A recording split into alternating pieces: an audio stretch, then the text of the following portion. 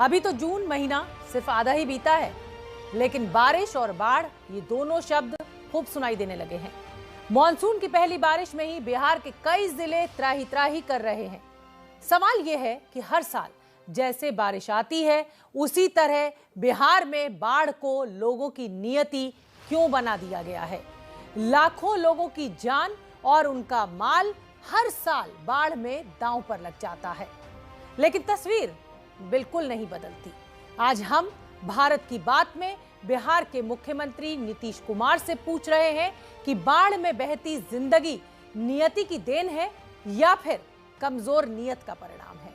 और यह सवाल आपके राज्य की जनता ही उठा रही है, जिसको आवाज हम दे रहे हैं।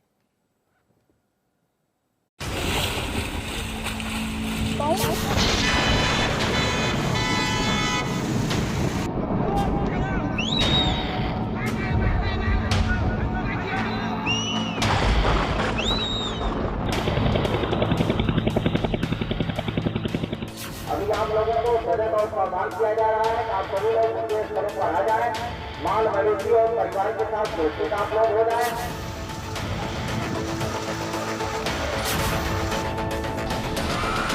सरकार के तरफ से ठोस कदम नहीं उठाया जा रहा है, जिसके चलते गांव में यह स्थिति सामने आया है। नीतीश कुमार के द्वारा 15 साल से कैमूर जिला इस विकास से अनभिज्ञ है।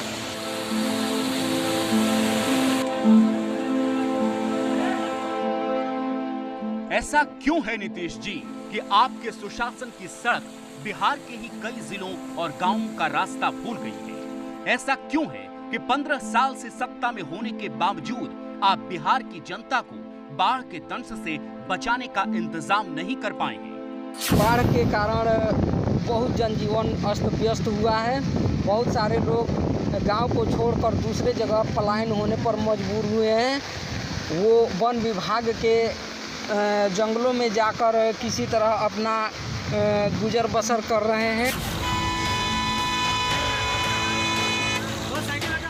ऐसा क्यों है कि गोपालगंज से बेतिया तक जनता को इस बात का भरोसा है कि बाढ़ का पानी उनके सामान, उनके घरों को हर साल की तरह इस बार भी ले जाएगा, लेकिन इस बात का विश्वास नहीं है कि आपके सरकारी इंतजाम उन्हें बचा लेंगे।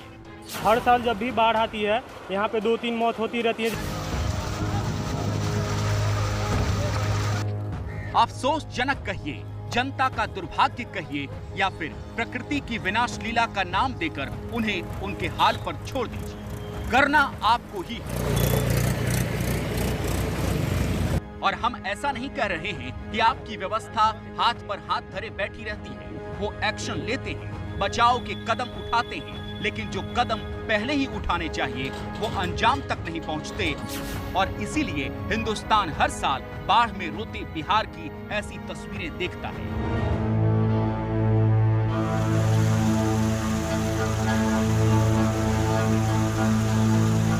आप लोगों से बार बार अनुरोध किया जा रहा है कि आप सभी लोग ऊंचे स्थलों पर आ जाएं।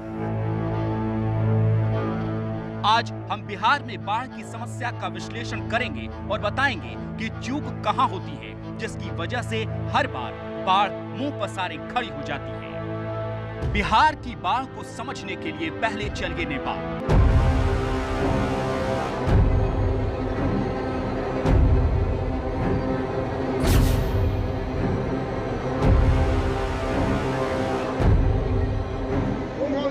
तस्वीरें नेपाल के सिंधु पाल नक चौक की है, जहां भारी बारिश के बाद नदी सैलाब की शक्ल ले चुकी है। भागा भागा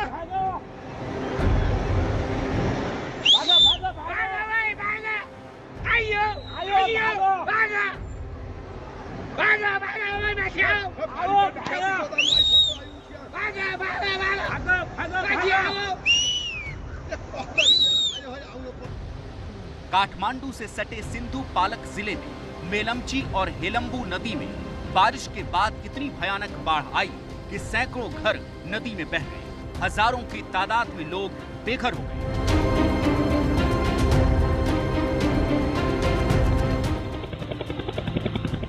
हेलीकॉप्टर की मदद से बाढ़ में फंसे 100 से ज्यादा लोगों को बचाया जा चुका है। पहली बारिश के बाद ही नेपाल में ये तबाही हुई है। मौसम विभाग ने आगे भी भारी बारिश होने की चेतावनी दी है। नेपाल में बागमती, कोसी, गंडक जैसी नदियों के आसपास के इलाकों में रहने वाले लोगों को सावधान रहने को कहा गया है, क्योंकि ज्यादातर नदियों का जलस्तर खतरे के निशान के ऊपर पहुंच गया है।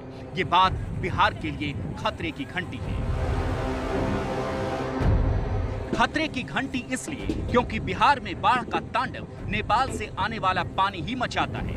नेपाल पहाड़ी देश है, जैसे ही यहाँ भारी बारिश होती है वहाँ की नदियों का पानी बिहार आने लगता है। और सबसे बड़ी चिंता की बात तो ये कि अभी तो नेपाल के पानी ने बिहार में कोहराम मचाना शुरू भी नहीं किया है।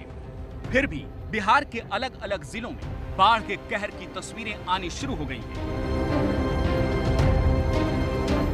तस्वीरें बिहार के बगहा की हैं, जहां नदी का पानी गांव में घुसकर उसे लीलने पर आमादा दिखाई दे रहा है।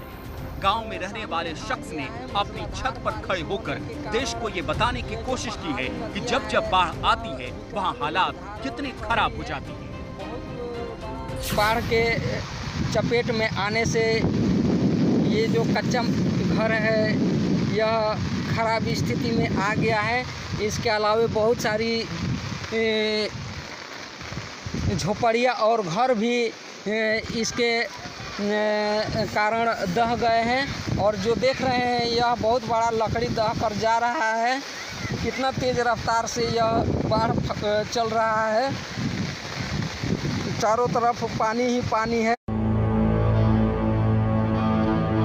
मानसून की पहली बारिश के बाद ही वाल्मीकि नगर बैराज के गेट खोले गए तो नदियां उफान पर आ गईं। कई गांवों से संपर्क टूट चुका है। किसानों की फसल बर्बाद हो रही है और तमाम तैयारियां, दावे और इंतजाम पस्त होते दिखाई दे रहे हैं। और सिर्फ बगहा ही क्यों, बिहार के कैमूर जिले का हाल देख लीजिए।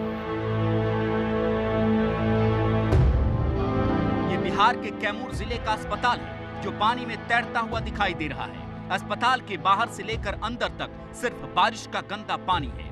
नर्स और डॉक्टर इसी पानी में मरीजों का इलाज कर रहे हैं। और मरीजों की दुर्गति देखिए, पानी में किसी तरह एक एक कदम रखकर गोद में मरीज को लादकर अस्पताल के भीतर ला रही है। ये अस्पताल का ट्रॉमा सेंटर है, जहां खुद ही इमरजेंसी जैसे हालात पैदा हो गए हैं। हालात इतने खराब हैं कि मरीज किसी और बीमारी का इलाज कराने अस्पताल आए और बारिश के गंदे पानी का संक्रमण अपने साथ ले जाए। इसी में ही हम लोग काम कर रहे हैं। बारिश पानी में इसमें तो जानवर और कीटाणु भी आने की संभावना है। क्या कर सकते हैं, करना तो है ना काम। देख तो रहे हैं कि क्या स्थिति है, नदी बह रहा है और क्या है ये स्थिति है। हॉस्पिटल का तो बाहर में अब संतोष है ना? संतोष क्या हो रहा है, अब एक्सरे हो जाएगा, पता चलेगा कहाँ पर है नहीं है, तो किया जाएगा। देख रहे हैं ना सुशासन बाबू। सुशासन की परिभाषा में तो अस्पताल के अंदर और बाहर ऐसी तस्वीरें नहीं आती होंगी, फिर आप अपने राज्य में ऐसा क्यों होने देते हैं? कैमूर जिले में अस्पताल ही नहीं, बाजार भी अपने हाल पर रो रहे हैं। ये कैमूर जिले का रामगढ़ इलाका है। हर तरफ घुटने भर पानी जमा हुआ है। और अगर आपको लग रहा है कि ये सिर्फ बारिश का पानी है, तो ऐसा बिल्कुल नहीं है, क्योंकि बारिश के पानी में नाले का गंदा पानी मिलकर पूरे इलाके में बह रहा है। यहाँ हर साल दुकानदार बारिश के बाद नाले का गंदा पानी दुकान से बाहर निकालने के लिए मजबूर होते हैं। तो कब घुसा पानी आता दुकान में? अरे रात वाला बारिश में हमेशा पानी घुस जाता है। जब भी बारिश स्टार्ट होता है हम लोगों के दुकान में पानी घुस जाता है। तो कौन पानी आता है आपका, मतलब बारिश का पानी आता है? नाली का पानी आता है। नाली का पानी ओवरफ्लो होकर आता है? हाँ, ओवरफ्लो होकर नाली का पानी हम लोग के दुकान में आता है। नाली जाम है। कैमूर जिले के रामगढ़ में रहने वाले ये व्यापारी अपने सीएम से पूछ रहे हैं कि आखिर उनके विकास की गाड़ी उनके इलाके में 15 सालों से क्यों नहीं पहुंच पाई है। नीतीश कुमार के द्वारा 15 साल से कैमूर जिला इस विकास से अनभिज्ञ है। यहाँ नीतीश कुमार का कोई विकास ही नहीं हो रहा है। इस वजह से रामगढ़ मार्केट कॉम्प्लेक्स के दोनों तरफ नाली का निर्माण आदरणीय जगदानंद सिंह जी के द्वारा किया गया था, जो 15 साल नीतीश कुमार की हुकूमत में कभी आज तक सफाई तक नहीं हुआ। इस वजह से ये पानी देख लीजिए आप पूरा भरा हुआ है और ये बारिश की पहली बारिश का पानी है। ये नहीं है कि अभी बरसात का पूरा बाकी है और पूरा पानी हम लोग के दुकान में जा रहा है। कितनी की क्षति हो रही है ये हम लोग जानते हैं, एक व्यापारी ही महसूस कर सकता है। इस नुकसान का दर्द तो सरकार को भी महसूस करना चाहिए, क्योंकि इनके हित की जिम्मेदारी आप पर ही तो है। ऐसा वही मेरा है। देखिए बेडरूम, और ये जिम्मेदारी बहुत बड़ी है, क्योंकि आंकड़े बताते हैं कि बिहार की जमीन का करीब 73% हिस्सा बाढ़ की चपेट में होता है। पूरे देश में बाढ़ से जितना नुकसान होता है उसमें बिहार की हिस्सेदारी 30 से 40% की है। 1953 से लेकर 2019 तक यानी 66 सालों में बाढ़ से 3 करोड़ लोग प्रभावित हुए हैं। 24 लाख हेक्टेयर की फसल बर्बाद हो गई, यानी 770 करोड़ का नुकसान हुआ। 66 सालों में बाढ़ के बीच 14 लाख घर तबाह हो गए, 1400 लोगों की जान चली गई, कुल 2640 करोड़ का नुकसान हो गया। लेकिन आज भी बिहार बाढ़ की उसी विभीषिका में फंसा हुआ, जैसे इससे बाहर निकलने का कोई रास्ता तलाशा ही नहीं गया। ये बिहार के गोपालगंज के सदर अस्पताल के बाहर की तस्वीरें हैं। अस्पताल के बाहर पानी भरा हुआ है और जो शख्स साइकिल पर अपनी पत्नी के साथ पहुंचा वो 26 किलोमीटर दूर से बारिश में साइकिल चलाकर आया है, क्योंकि तमाम कोशिशों के बावजूद उसे एम्बुलेंस नहीं मिली। पत्नी के पैर में फ्रैक्चर था, वो चल नहीं सकती थी। गोपालगंज में बारिश के बाद हर तरफ पानी की हुकूमत है। प्रशासन निचले इलाकों में मौजूद लोगों को नदियों के बढ़ते जलस्तर के बाद ऊंचे इलाकों में जाने की अपील कर रहा है। गंडक नदी के जलस्तर में बहुत तेजी से वृद्धि हो रही है। अभी आप लोगों को सजग और सावधान किया जा रहा है कि आप सभी लोग ऊंचे स्थलों पर आ जाएं, माल मवेशी और परिवार के साथ सुरक्षित आप लोग हो जाएं। आप लोगों से बार बार अनुरोध किया जा रहा है कि आप सभी लोग ऊंचे स्थलों पर आ जाएं। गंडक नदी का उफान इतनी तेजी से बढ़ रहा है कि रात से पहले इलाके को खाली करने के लिए कहा गया है। देखिए बेडरूम,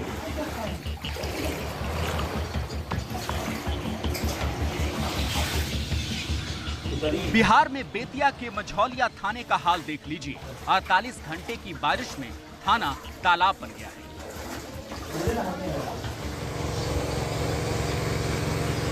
यह पुलिस कर्मियों का आवास है, जहां कमरे के भीतर भी 1 फीट पानी भरा हुआ है। इसी पानी के बीच पुलिस अपना काम कर रही है।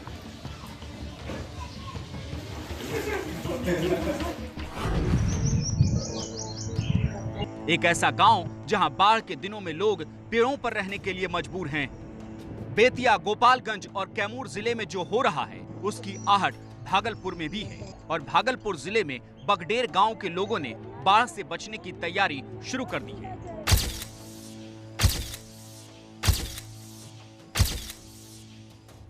गांव वालों ने घर का जरूरी सामान समेटकर पेड़ पर मचान बनाकर रखना शुरू कर दिया है और उसी मचान पर रहने की तैयारी कर चुके हैं। मुश्किल ये है कि गांव से आएंगे तो उनका अनाज चोरी हो जाएगा, इसलिए बाढ़ के पानी के बीच भी ये जमीन छोड़कर नहीं जाती। कांग्रेस आरोप लगा रही है कि सरकार पानी से होने वाले कटाव को रोकने के लिए ऐसा इंतजाम करती ही नहीं कि हर साल आने वाली मुसीबत को रोका जा सके। वर्ष बाढ़ आता है और कटाव होता है, करोड़ों रुपया खर्च होता है। माननीय मुख्यमंत्री को पता ही नहीं कितना लूट मचा हुआ है। फिर इस बार अभी रजनीतपुर पंचायत में आप देख रहे हैं कि कटाव चालू है, गांव का गांव कट जाता है, रुपये लूट लिए जाते हैं, कोई ठोस काम नहीं होता है कि ताकि बचाया जा सके आगे। आपको कोई चिंता जनता का नहीं है सरकार को।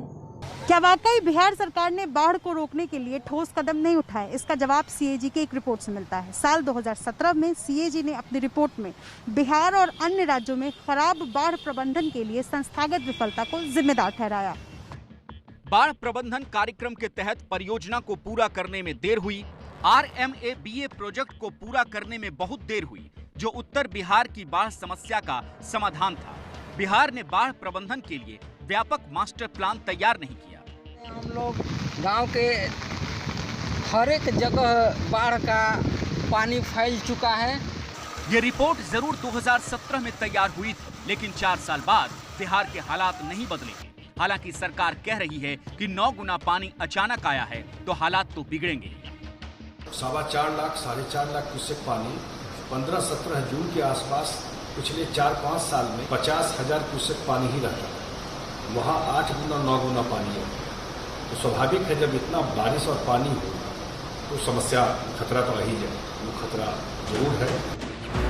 एक तरफ नेपाल के बांध से छोड़ा गया पानी और बारिश का पानी बिहार की तरफ बढ़ रहा है, तो दूसरी तरफ बिहार में पहले ही 18 जून तक भारी बारिश का अलर्ट जारी हो चुका है। यानी दोहरी मुसीबत है। बिहार के कई जिलों में लगातार रुक रुक कर बारिश हो रही है। चुनौती आने वाले मुश्किल वक्त में जान को सुरक्षित रखने की है। तो आपने हमारी ये रिपोर्ट देखी। बिहार में बाढ़ से इंसानी जिंदगियां आफत में हैं और इसी बीच नेपाल से 4.5 लाख क्यूसेक पानी गंडक बैराज में छोड़ा गया है, जिससे नदियों में सामान्य से 9 गुना ज्यादा पानी हो जाएगा। और ऐसे में सरकारी अमला अलर्ट जारी कर अपनी जिम्मेदारी से पल्ला झाड़ नहीं सकता है।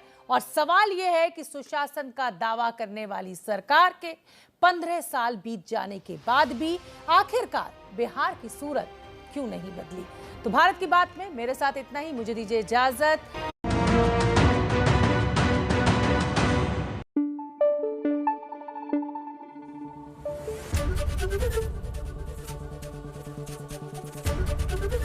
एबीपी न्यूज आपको रखे आगे।